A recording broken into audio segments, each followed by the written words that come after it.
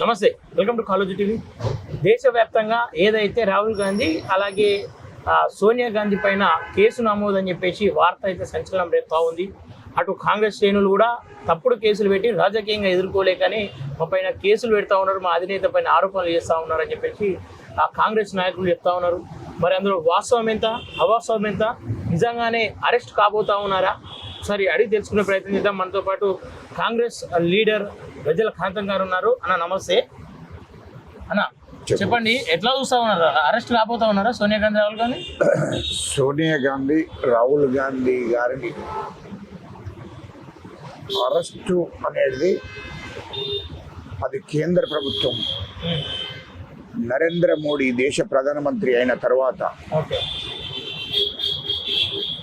మరి నెహ్రూ కుటుంబం కానీ మరి నెహ్రూ కుటుంబం అయినటువంటిది నెహ్రూ కుటుంబం మీద కక్ష సాధింపు ధోరణితోని వ్యవహరిస్తున్నాడు ఈ దేశ ప్రధానమంత్రి నరేంద్ర మోడీ గారు. బీజేపీ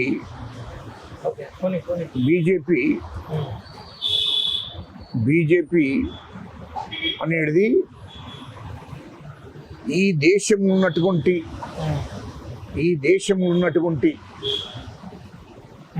వ్యాపారుల మీద, నీతి నిజాయితీ గల పొలిటికల్ నాయకుల మీద కక్ష సాధింపు ధోరణితోని వ్యవహరిస్తుంది. అది దేశ ప్రజలందరికీ కూడా తెలిసిన విషయమే. ఇయర్లో నేషనల్ హెరాల్డ్ అనేది ఆ పత్రిక 1938లో జవహర్లాల్ నెహ్రూ గారు స్థాపించారు. ఎందుకోసము? ఈ దేశానికి స్వతంత్ర పోరాటం నడుస్తున్నది, ఈ దేశానికి స్వతంత్రం కావాలని చెప్పి ఈ దేశ ప్రజలందరూ కూడా నెహ్రూ గారు, గాంధీ గారి నాయకత్వంలో పెద్ద ఎత్తున దేశవ్యాప్తంగా ఉద్యమాలు, పోరాటాలు నడుస్తున్నాయి.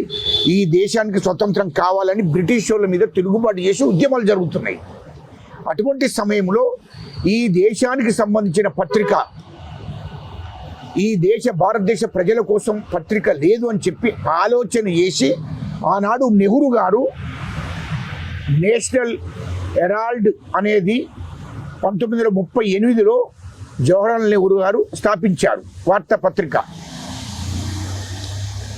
ఆ పత్రిక అప్పటి నుండి దేశానికి స్వతంత్రం వచ్చేదాకా ఈ దేశ ప్రజల కోసం ఆ పత్రిక నడిచింది. ఈ దేశ ప్రజల కోసము ఆ పత్రిక నడిచింది. దేశానికి స్వతంత్రం రావడానికి ప్రధాన పాత్ర పోషించింది ఆ యొక్క పత్రిక, వార్తాపత్రిక. అయితే నెహ్రూ ఈ దేశం కోసం, ఈ దేశానికి స్వతంత్రం రావడం కోసం మరి అనేక ప్రయత్నం చేశారు. జవహర్లాల్ నెహ్రూ గారు, మరి వాళ్ళ తండ్రి గారు, అదేవిధంగా గాంధీ గారు బ్రిటిష్ వాళ్ళ మీద యుద్ధం ప్రకటించి ఈ దేశ ప్రజలకు స్వాతంత్రం రావాలి, ఈ దేశానికి స్వతంత్రం రావాలనే ఆలోచనతో ఆ పత్రిక పెట్టాడు, వార్తాపత్రిక. నేషనల్ హెరాల్డ్ అనే పత్రికను పెట్టడం జరిగింది. ఆ పత్రిక పెట్టి ఈ దేశం కోసం పోరాటం చేశారు, ఈ దేశ స్వతంత్రం కోసం పోరాటం చేశారు నెహ్రూ కుటుంబం, గాంధీ గారు. మరి వీళ్ళు దేశానికి స్వతంత్రం తీసుకొచ్చారు. ఈ దేశ స్వతంత్రం కోసం అనేక పోరాటాలు చేశారు, జైళ్ళ పాలయ్యారు. మరి ఈ దేశ స్వతంత్ర పోరాటంలో లక్షల మంది చనిపోయారు. మరి అవన్నిటినీ బీజేపీ వాళ్ళకు గుర్తులేదు, ఎందుకంటే బీజేపీకి సంబంధం లేదు దేశ స్వతంత్ర పోరాటంలో, వాళ్ళు భాగస్వాములు కాదు. ఈ దేశ స్వతంత్ర పోరాటానికి బీజేపీకి, ఆర్ఎస్ఎస్కు అసలే సంబంధం లేదు. అప్పుడు ఈ ఆర్ఎస్ఎస్ అనే సంస్థ 1925లో పుట్టినాక వెంటనే ఈ ఆర్ఎస్ఎస్కు సంబంధించిన నాయకత్వం అంతా బ్రిటిష్ వాళ్ళకు సపోర్ట్ చేస్తున్నారు, బ్రిటిష్ వాళ్ళకు మద్దతు చేస్తున్నారు. మరి అలాంటి మూర్ఖులు ఇవాళ దేశానికి స్వతంత్రం తీసుకొచ్చినటువంటి కుటుంబం మీద ఆరోపణలు చేయడం సరియైనది కాదు. ఈ దేశ ప్రజలు గమనిస్తున్నారు. నరేంద్ర మోడీ ఈ దేశ స్వతంత్ర పోరాటంలో నీవు కానీ లేకుంటే నీ బీజేపీ నాయకులు కానీ, ఆనాడు బీజేపీ పార్టీ లేదు, మరి ఆనాడు ఆర్ఎస్ఎస్కు సంబంధం లేదు ఈ దేశానికి స్వతంత్రం తీసుకురావడంలో. ఈ దేశానికి స్వతంత్ర పోరాటంలో ఆర్ఎస్ఎస్కు పాత్ర లేదు, అసలు బీజేపీ పుట్టడం లేదు. ఇవాళ మీకు మాట్లాడే అర్హత ఎక్కడదయ్యా? ఈ దేశానికి ప్రధాని నరేంద్ర మోడీ గారు నువ్వు కుల రాజకీయాలు చేసి, కులతత్వ రాజకీయాలు చేసి, హిందూ అని చెప్పుకొని ఈ దేశ ప్రజలను మోసం చేసి లక్షల కోట్లు పెట్టి నీవు ఈ దేశంలో రాజకీయాలు చేస్తున్నావు. ఈ రాజకీయ నాయకులను కొంటున్నావు, అమ్ముతున్నావు. ఈ దేశ సంపదను దోసుకుంటున్నారు బీజేపీ వాళ్ళు. హిందూ అనే పేరు మీద ఇలాంటి మూర్ఖులంతా కలిసి నెహ్రూ కుటుంబం మీద, నీతి నిజాయితీకి మారుపేరైనటువంటి కుటుంబం మీద ఆరోపణలు చేయడం సరైనది కాదు. ఎందుకు అంటే ఇయల్లో నెహ్రూ పెట్టిన పత్రిక, అది నెహ్రూ పెట్టినటువంటి పత్రిక మీద ఆరోపణలు చేయడం, అదేవిధంగా సోనియా గాంధీ గారు, రాహుల్ గాంధీ గారు వారు నీతి నిజాయితీగా ఈ దేశానికి స్వతంత్రం తెచ్చినటువంటి పార్టీగా కాంగ్రెస్ పార్టీని కాపాడుకుంటూ ఈ దేశ ప్రజల కోసం అహర్నిశలు కష్టపడుకుంటూ ఈ దేశ ప్రజల కోసం ఇందిరాగాంధీ చనిపోయింది. ఈ దేశ ప్రజల కోసం సోనియా గాంధీ గారి భర్త రాజీవ్ గాంధీ గారు ఈ దేశ ప్రజల కోసం చనిపోయారు. అంటే ఈ దేశానికి స్వతంత్రం తీసుకొచ్చినటువంటి నెహ్రూ కుటుంబంలో అనేక మంది దేశ ప్రజల కోసం, ఈ దేశం కోసం చనిపోయినటువంటి కుటుంబం అది. అలాంటి వారి మీద ఇలా సోనియా గాంధీ అమ్మ, ఆమెను భర్త రాజీవ్ గాంధీ గారు చనిపోయారు ఈ దేశ ప్రజల కోసం. ఈ దేశ ప్రజల కోసము ఇయల్లో ఇందిరమ్మ చనిపోయింది. మరి ఇయల్లో సోనియా గాంధీ గారి కుమారుడు అయినటువంటి రాహుల్ గాంధీ గారి మీద, రాహుల్ గాంధీ తండ్రి ఈ దేశం కోసం చనిపోయాడు. ఈ దేశానికి స్వతంత్రం తీసుకొచ్చినటువంటి కుటుంబం అది. అలాంటి కుటుంబం మీద మీరు ఆరోపణలు చేయడం ఎంతవరకు సమంజసమని నేను అడుగుతున్నా. పత్రిక అనేది ఇప్పుడు కొత్తగా పెట్టుకోలేదు. అది ఈ దేశ స్వతంత్రం కోసం, ఈ దేశానికి స్వతంత్రం తీసుకురావడం కోసం, ఈ దేశ ప్రజల కోసం ఒక వార్తాపత్రిక ఉండాలని చెప్పి ఆనాడు మరి నేషనల్ హెరాల్డ్ అనే పత్రికను నెహ్రూ స్థాపించాడు. ఇది వాస్తవం. మరి దాంట్లో 700 కోట్లు చేతులు మారాయని, 90 కోట్లు చేతులు మారాయని, లావాదేవీలు జరిగినాయని మీరు పెట్టడం ఈ దేశ ప్రధానమంత్రి కక్ష సాధింపు ధోరణితోని ఈడీ సంస్థ అనేది, సిబిఐ సంస్థ అనేది ఈ దేశ ప్రధానమంత్రికి ఏజెంట్లుగా పనిచేస్తున్నారు వాళ్ళు. రాజ్యాంగం ఈ భారతదేశ రాజ్యాంగం ఏదైతే ఉందో దాని ప్రకారము నడుస్తలేరు, దాన్ని అనుసరించి నడుస్తలేరు. ఈ దేశంలో ఈడీ సంస్థ అనేది, సిబిఐ సంస్థ అనేది నరేంద్ర మోడీ గారికి, మరి ఈ దేశ ప్రధానమంత్రి నరేంద్ర మోడీ గారికి, ఈ దేశ హోంమంత్రి అమిత్ షా గారికి వాళ్ళకు ఏజెంట్లుగా పనిచేస్తున్నాయి ఈ సంస్థలు. ఈడీ సంస్థ, ఇటు సిబిఐ సంస్థ, ఈ సంస్థలన్నిటి కూడా మరి వాళ్ళకి ఏజెంట్లుగా పనిచేసే సోనియా గాంధీ గారి మీద, రాహుల్ గాంధీ గారి మీద తప్పుడు ఆరోపణలు చేసి తప్పుడు కేసులు పెట్టాలని చూస్తున్నారు. వాళ్ళు ఈ దేశానికి స్వాతంత్రం తీసుకొచ్చిన కుటుంబం. సోనియా గాంధీ గారు ఎక్కడుంటున్నాయా? విలాసవంతమైన భవనాలు కట్టుకున్నారా? ఇండ్లు కట్టుకున్నారా? ఫామ్ హౌస్లు కట్టుకున్నారా? ఒక మామూలు ఎంపీ క్వార్టర్స్లో, ఢిల్లీలో ఎంపీ క్వార్టర్స్లో సోనియా గాంధీ గారు ఉంటున్నారు. రాహుల్ గాంధీ గారు ఒక మామూలు ఎంపీ క్వార్టర్స్లో ఉంటున్నారు, ఉండి వాళ్ళు కాలం గడుపుకుంటున్నారు. ఈ దేశ ప్రజల కోసమే వాళ్ళు పోరాటం చేస్తున్నారు, ప్రాణాలను అడ్డు పెడుతున్నారు. ఈ దేశ ప్రజల కోసమే వాళ్ళు త్యాగం చేస్తున్నారు. అలాంటి కుటుంబం మీద ఈ దేశ ప్రధానమంత్రి నరేంద్ర మోడీ గారు కక్ష సాధింపు ధోరణితోని మరి ఈడీని ఇటు సిబిఐని ఉసపెంగిచ్చి తప్పుడు కేసులు పెట్టాలని ఆలోచన చేస్తున్నారు. ఇది సరైనది కాదు. ఓకేనా, ఒకవేళ నిజంగా రాహుల్ గాంధీని కావచ్చు, సోనియా గాంధీని కావచ్చు అరెస్ట్ చేసే అవకాశం ఉంటే కాంగ్రెస్ స్టాండ్ ఎట్లా ఉండదు? ఎట్లా అరెస్ట్ చేస్తారు? నరేంద్ర మోడీ గారు ఎట్లా అరెస్ట్ చేస్తావు? నువ్వు ఏమన్నా ఈ దేశంలో సోనియా గాంధీ ఈ దేశ ప్రధానమంత్రికి టైం రా? ఈ దేశానికి ప్రధానమంత్రికి టైం రా?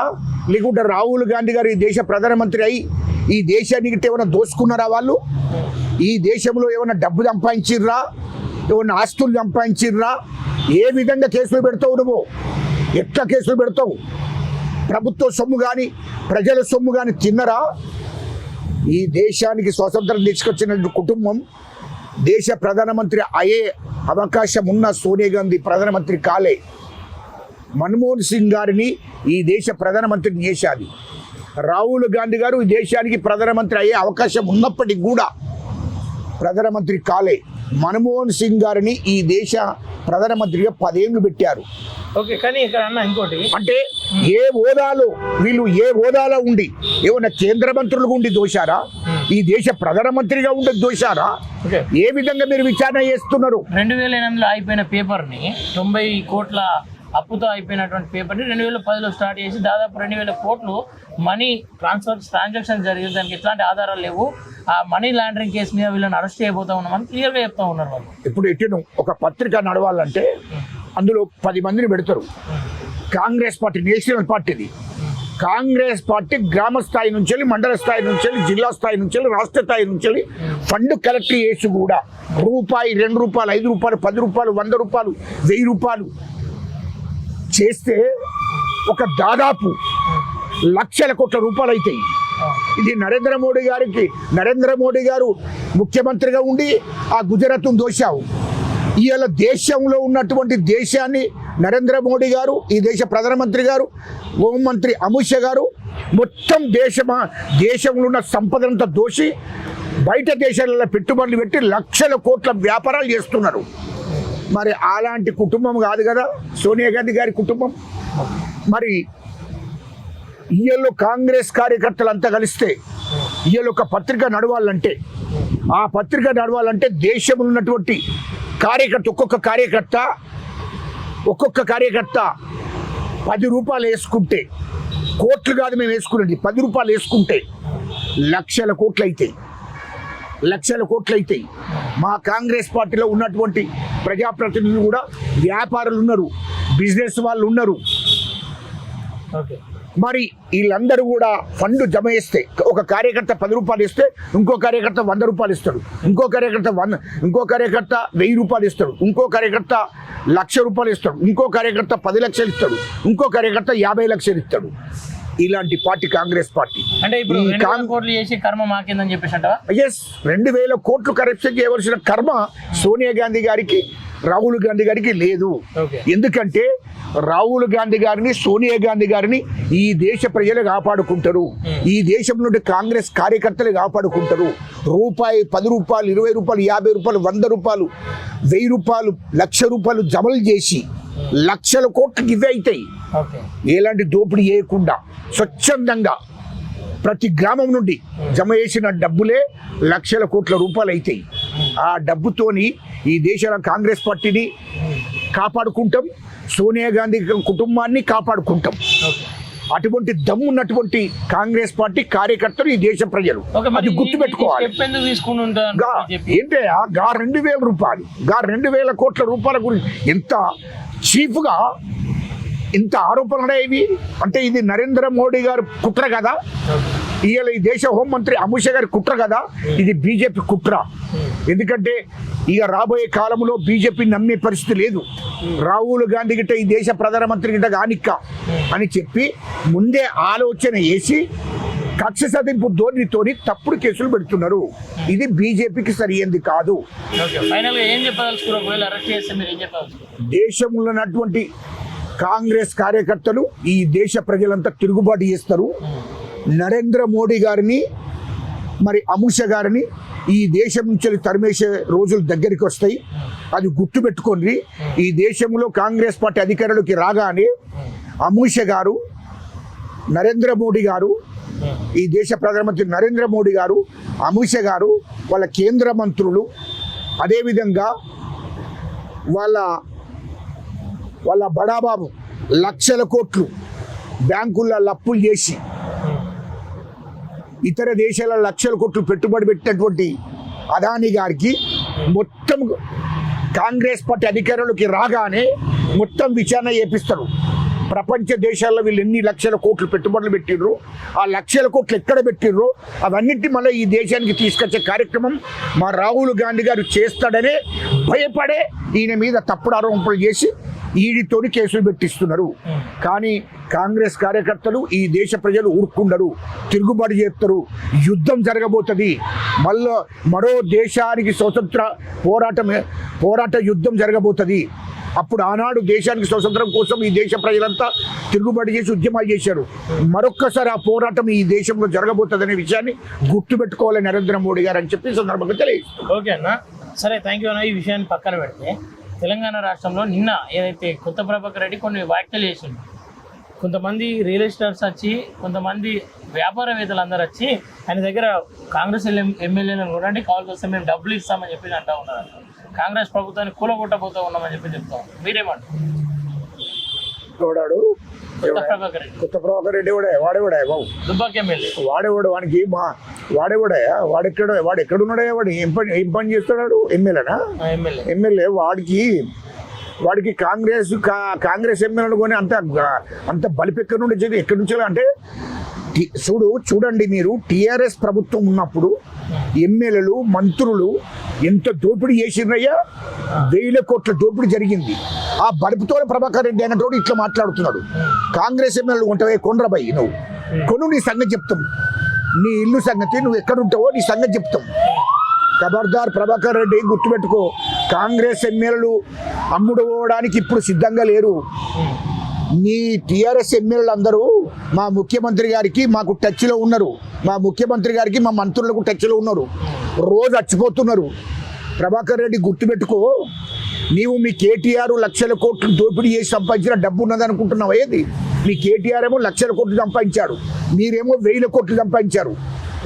మీ ముఖ్యమంత్రి గారు లక్షల కోట్లు సంపాదించాడు, కేటీఆర్ లక్షల కోట్లు సంపాదించాడు, మీరేమో 1000 కోట్లు సంపాదించారు.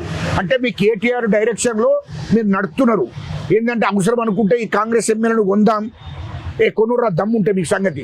మీ కేటీఆర్ కానీ ప్రభాకర్ రెడ్డి మీకు దమ్ముంటే కొనుర్రా మీరు, తెలుస్తుంది మీకు. నా కొడుకులారా, మళ్ళీ తెలంగాణ నుంచి తరిమేసే రోజులు దగ్గరికి వస్తాయి. నీ ఇంటి మీద దాడి జరుగుతుంది.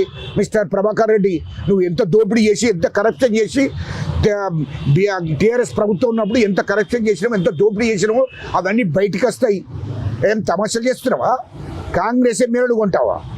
అంటే ఎన్ని వందల కోట్లు ఉన్నాయి నీ మీద ఇక్కడ నీకు న్యాయస్థానాలు ఉన్నాయి. ఇక్కడ న్యాయస్థానంలో హైకోర్టు ఉంది, సుప్రీంకోర్టు ఉంది. ఇక్కడ ఉన్నటువంటి రాజ్యాంగాన్ని నడిపిస్తున్న సంస్థలు ఉన్నాయి. మీ ప్రభాకర్ రెడ్డి మీద చట్టపరమైన చర్య తీసుకోవాలి. ఎందుకంటే కాంగ్రెస్ ఎమ్మెల్యేలు కొంటనన్నందుకే ఆయన మీద చట్టపరమైన చర్య తీసుకోవాలని చెప్పి రాష్ట్ర ప్రభుత్వాన్ని నేను డిమాండ్ చేస్తున్నా. ఎందుకంటే ఖచ్చితంగా అలాంటి వాళ్ళు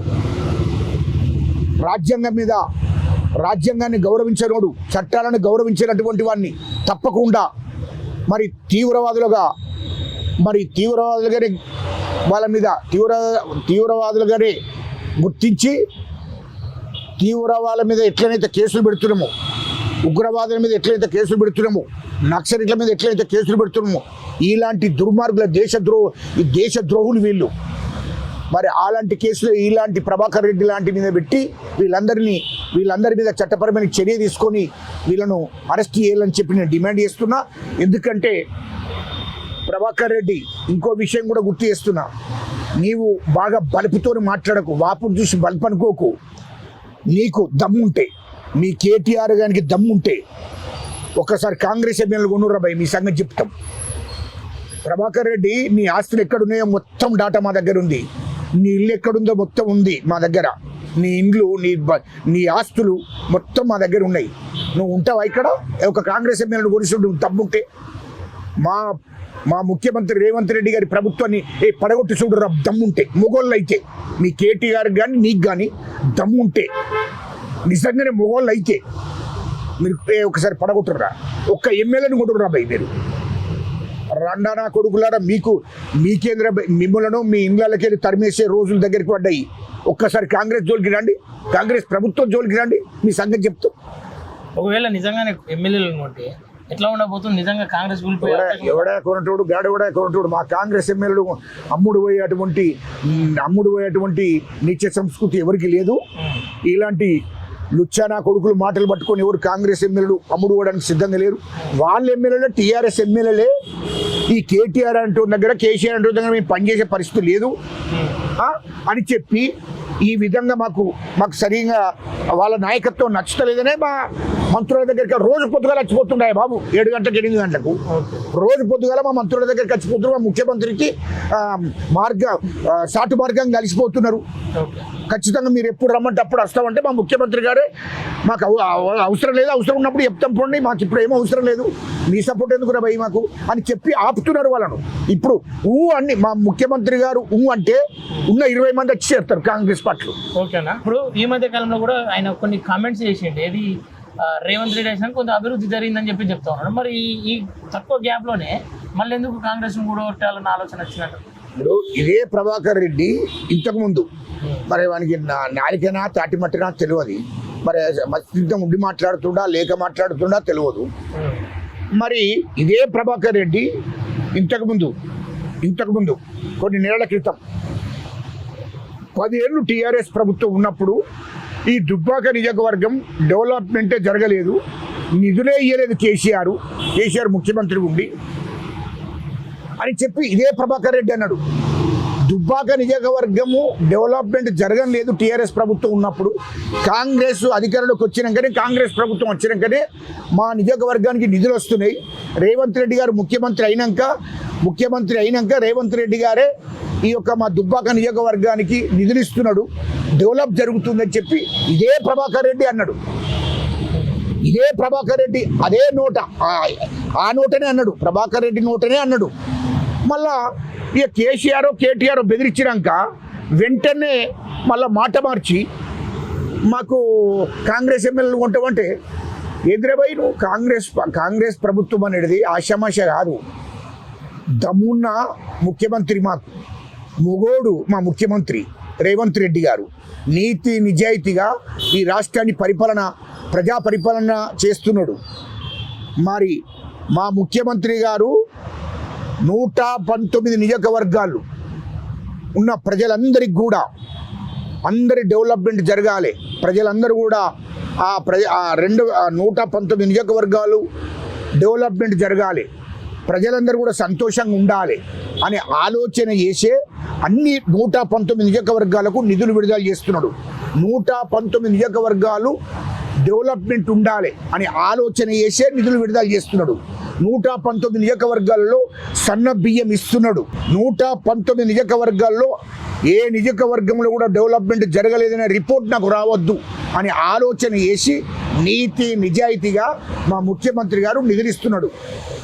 ఈ తెలంగాణ ప్రజలు అందరూ బాగుండాలి, ఎస్సీలు ఎస్టీలు బీసీలు మైనార్టీలు రెడ్లు వెల్మలు బ్రాహ్మణులు అన్ని కులాల వారు కూడా సంతోషంగా ఉండాలని ఆలోచన చేసే మరి ప్రజల కోసం పనిచేస్తున్నాడు.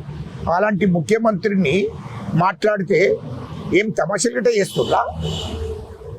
రాష్ట్ర కాంగ్రెస్ ప్రభుత్వం ఇది, మా ముఖ్యమంత్రి దమ్మున్నోడు, ఈ రాష్ట్ర ప్రజలు 4 కోట్ల ప్రజలు మా ముఖ్యమంత్రి గారు అండగా ఉన్నారు, అది గుర్తుపెట్టుకొని మాట్లాడాలని చెప్తున్నా ఈ సందర్భంగా. ఓకే అన్న, థ్యాంక్ యూ సో మచ్. చెప్పి చూస్తారు కదా, ఏదైతే ఈడీ కేసు కావచ్చు, అలాగే కొత్త ప్రభాకర్ రెడ్డి చేసిన వ్యాఖ్యలు కావచ్చు, ఆ రెండు కూడా ఏవి కూడా నిలిచేది కాదు. ఒకవేళ ఆ పనులు చేయాల్సి వచ్చినప్పుడు ప్రజలే వాళ్ళకు బుద్ధి చెప్తారని చెప్తా ఉన్నారు. ఒకవేళ 2000 కోట్లది వాస్తవాలు అయితే ఆధారాలు పెట్టాలి. గతంలో 2012లో అయినటువంటి కేసును ఎందుకు ఇప్పుడు తగ్గుతూ ఉన్నారు, ఆయన ప్రధానమంత్రి అవుతారనే భయంతోనే ఇవన్నీ చేస్తూ ఉన్నారని చెప్పేసి చెప్తున్నటువంటి సందర్భాలు ఉన్నాయి. చూస్తూనే ఉండండి కాలేజీ టీవీ. Thank you.